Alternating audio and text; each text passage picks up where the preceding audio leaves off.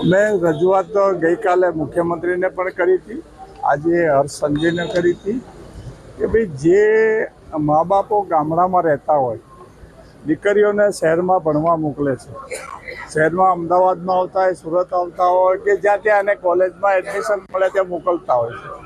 પછી ઘણા જે રોમિયો ફરતા હોય છે આચા ખોટા, જે ખરેખર પોતે પોતાના ધંધોય ન કરતા હોય, આ તો માગીને ગાડી લઈને ફરતા હોય, અને આ દીકરીઓને ફસાવી અને જે લગ્ન કરે છે ભગાડીને, એના અનુસંધાનમાં અમે સરકારમાં રજૂઆત કરી.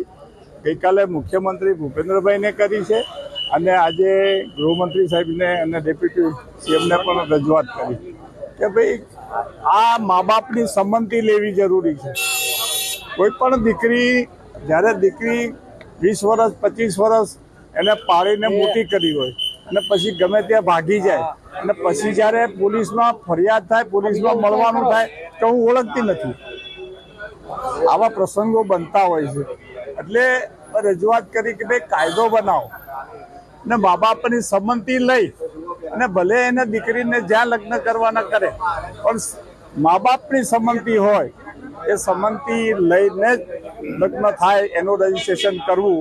એવું અગાઉ પણ સમાજે રજૂઆત કરી હતી, અમે પણ રજૂઆત કરી છે, અગાઉ અમે પણ કરી હતી અને હવે પણ કરી છે કે ભાઈ કાયદો આ વખતની વિધાનસભામાં જ બને એવું અમે ઈચ્છા રાખીએ છીએ. એટલે અમદાવાદમાં 12 ઘટકો છે. આખા અમદાવાદમાં યુવા પટેલ સમાજના બધા આગેવાનો અત્યારે હાજર છે.